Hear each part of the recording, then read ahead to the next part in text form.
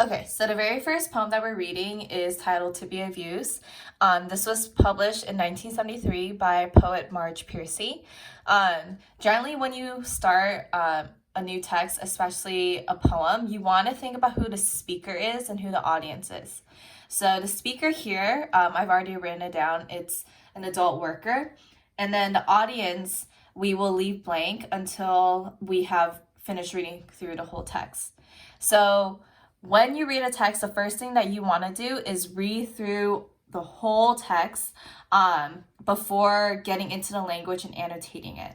And so what I'm going to do is I'm just going to read the poem aloud for you, and you can follow along with me. To be of use. The people I love the best jump into work head first, without dallying in the shadows, and swim off with sure strokes almost out of sight. They seem to become natives of that element, the black sleek heads of seals, bouncing like half-submerged balls. I love people who harness themselves, an ox to a heavy cart, who pull like water buffalo with massive patience, who strain in the mud and the muck to move things forward, who do what has to be done again and again.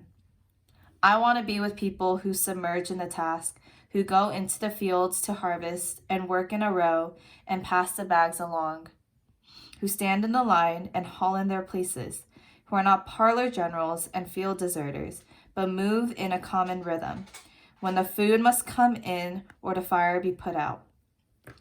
Now I'm just going to move this really quick. The work of the world is common as mud. Botched, it smears the hands, crumbles to dust. But the thing worth doing well done has a shape that satisfies, clean and evident. Greek amphoras for wine or oil, Hopi vases that held corn are put in museums, but you know they were made to be used.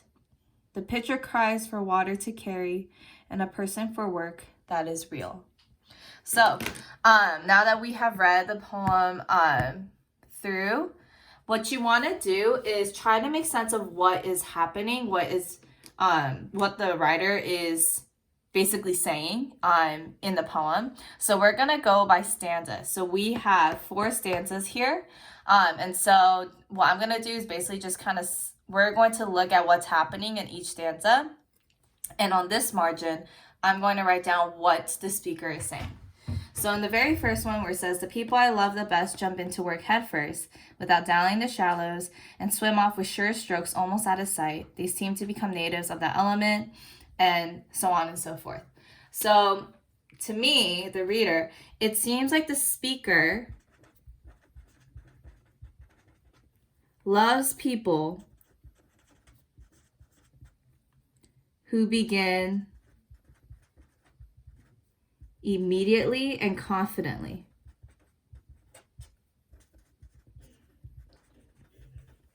And they understand their job. So the reason why I'm getting that is because people who jump into work head first, they obviously know what they are doing.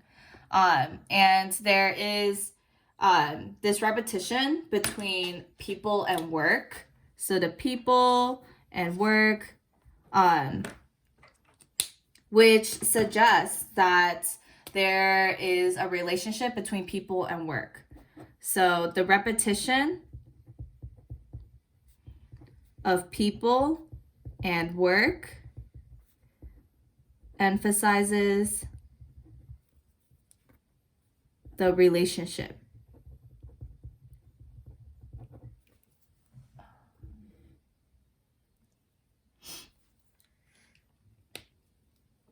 And it's interesting because in this poem, I think this is a good poem to start us off because you see a lot of similes, extended metaphors.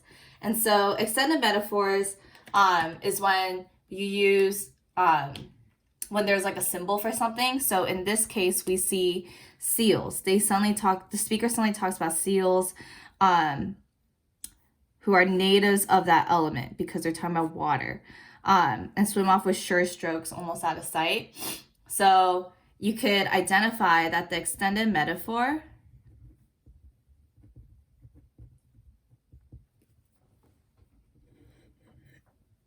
Sorry, I'm trying to maneuver this in a way where you can all see. So an extended metaphor here is seals, who represent the people. And when you think about seals, seals have to swim. Like, that's the only way they could survive. And so naturally they become natives, meaning they become masters, right? They become masters of that element. It's natural for them. And so in a way you could say that for seals, by making this comparison to seals, work is a part of life. And it's necessary to survival.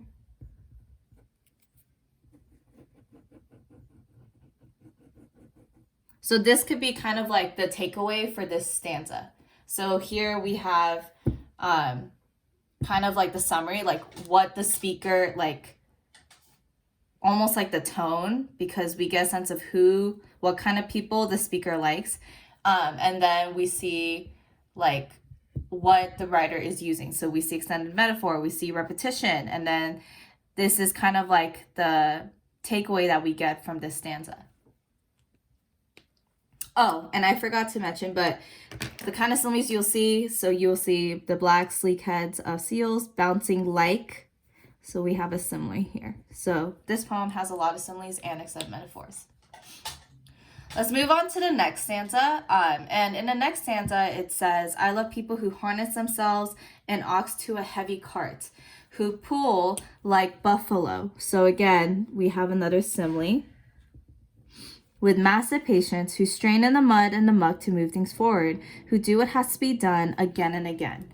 And so the extended metaphor for this stanza is the ox to a heavy cart. And it seems like the speaker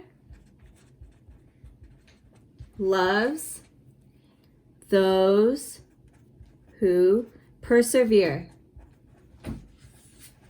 despite obstacles, right? Because they're talking about straining in the mud and the muck to move things forward. So I've already identified the extended metaphor of the ox to a heavy cart. So it's interesting because as you read, you get the sense that like a buffalo who pull like buffalo with massive patience, who strain in the mud and the muck, it's an ox. You can think of it as like an animal or an animal of burden, beast of burden, if you will. So again, we see the extended metaphor.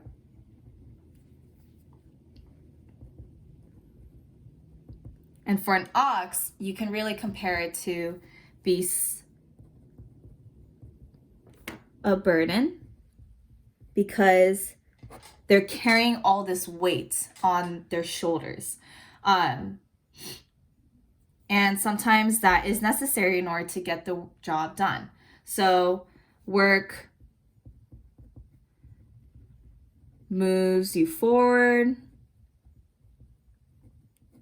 It advances you. That can be one of the takeaways. Another literary device that I would like to identify here is anaphora. So anaphora is when there is like this kind of repetition at the beginning, right? So here we see, let's see, who. It starts off and that's an anaphora. And it details the characteristics of hard workers, right? Because in the lines like who pull, who strain, who do. So those words all kind of signify like the kind of like workers she's talking about, people who do the hard work. So let's move on to the next stanza. And she says, I want to be with people who submerge in the task, who go into the fields to harvest and work in a row and pass the bags along, who stand in the line and haul in their places, who are not parlor generals and field deserters, but move in a common rhythm when the food must come in or the fire be put out. So the speaker wants to be with people, wants to work with people who are kind of like team players and understand the necessity of a job. So I'm going to write that down. So speaker wants to work with team players who understand the necessity of the job. So kind of like when you do a group project, you want to be with people who you know will pull their own weight. And so again, here we see anaphora. So who stand in line, who are not parlor generals and field deserters. So this is kind of more of like just a metaphor, who are not parlor generals and field deserters. She doesn't want to be with people who kind of just don't work, who kind of just stay on the sidelines. So she's kind of like giving a metaphor for like almost like dictators, like people who just give orders and don't do the work, plus non-workers. So they have to put in effort and they have to like actually like get the job done. And who move in a common rhythm. So again, it's like she wants to work with people where there is a natural kind of like sense of teamwork. And like if you like who work in a row and pass the bags along, it's like you need like that cohesive teamwork in order to get the job done. Otherwise, you're never going to move things forward. And then we're here at the last stanza, which is very important. And it says, the work of the world is common as mud. Botched, it smears the hands, crumbles to dust. But the thing worth doing well done has a shape that satisfies, clean, and evident. So we're just going to look at this top part first. And she writes that the work of the world is common as mud. So what she's kind of saying here is that work is everywhere. There is work that needs to be done. There is work happening even when we're resting, and it's common. It's like a common thing in this world as mud. And she says, botched, it smears the hands, crumbles to dust. So botched and crumbles to dust suggests that if it's not done right, then it falls apart. So if not done well, it falls apart. So those of you who've maybe taken ceramics or like, you'll know that like if you don't create the foundation well, then when you go into like bake your creation, it's going to shatter. It's going to fall apart.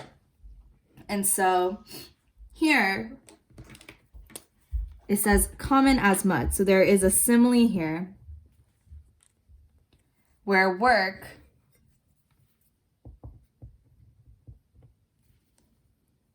is common as mud. And, you know, when we get the idea of like, oh, work is everywhere, it's common and it's like common to mud, it doesn't sound enjoyable.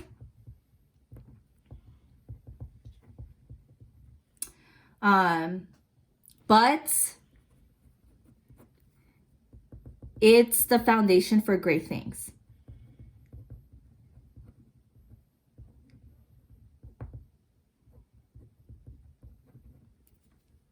And that's really important because realistically, especially as like a young adult, I've realized like being able to like what you do for a living that truly is just kind of like a privilege, because there's not many people that I know in my life who genuinely enjoy going to work every single day. And that's kind of like the reality. But even though sometimes work is not enjoyable or you rather be doing something else, it's the foundation for great things. And that's what the writer is kind of like conveying. And she says, if the thing worth doing is done well, then the work is very satisfying. And that's important, that, you know, work can be satisfying.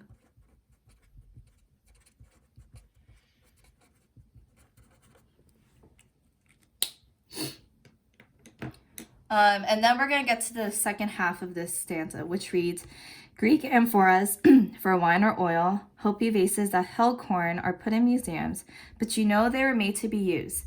The pitcher cries for water to carry, and a person for work that is real. So this writer is making allusions right now. So amphoras, so like we see like at the bottom what that was, like Greek jars, Hopi vases. So these are kind of like allusions to things in the past. And she's kind of sharing how, you know, ancient tools aren't being used as they were in the past. Sorry. And then she writes, the pitcher cries for water to carry, and a person for work that is real. And this is important because she's kind of saying that tools should be used and people want real jobs. Like they want work. They want work that is satisfying. And here we see an example of personification when it says the pitcher cries for water.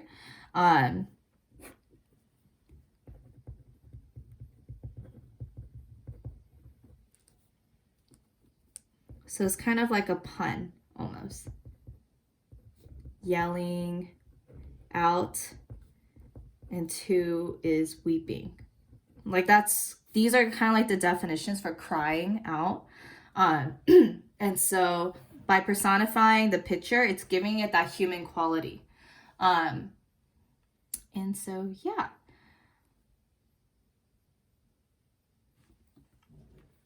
And so one of the takeaways I think that another takeaway we should take from work is satisfying, the fact that people want work that is real, is that work is useful and it's purposeful and it has value and has meaning.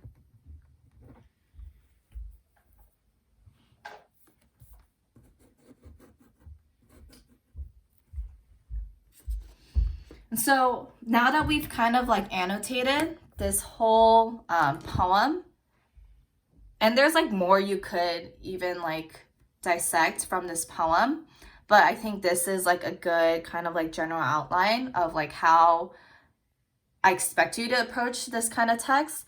Now that we've kind of done all that, I want you to think about, that's my mom sneezing. I want you to think about who the audience is, because this poem is talking about the writer's desire and joy for hard workers. So then, as an adult worker, who do you think the audience would be? For me, when I think of this audience, I think, so like the people that she's intending to write this for, really, would be people who don't appreciate, understand, or value work.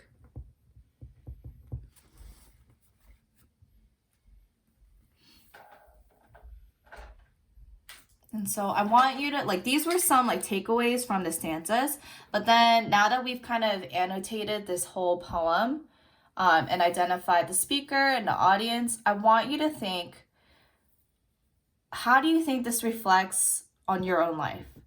What do you think, like, can be a takeaway that you can apply within your current situation? You know, for me, like, as I read this poem, it just really reminds me of how, it reminds me of a couple things. How that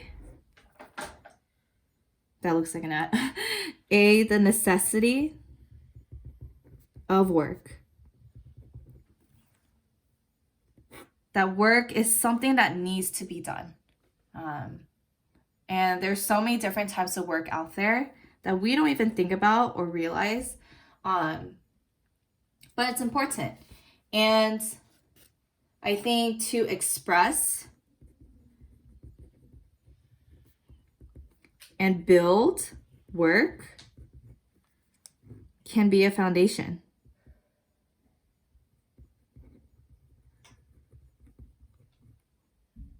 That is our foundation of life, really.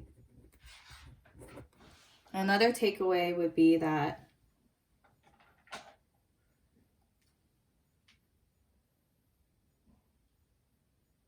I think hard work in the end, hard work, useful work, purposeful work have meaning. And I think that meaning adds to your life.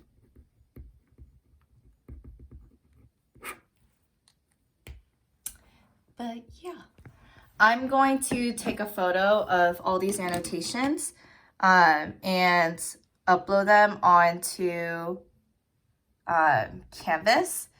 And so I hope that you're able to follow along with me and that you can really use this as a model to approach your poem annotations, which we will be starting next week. Okay?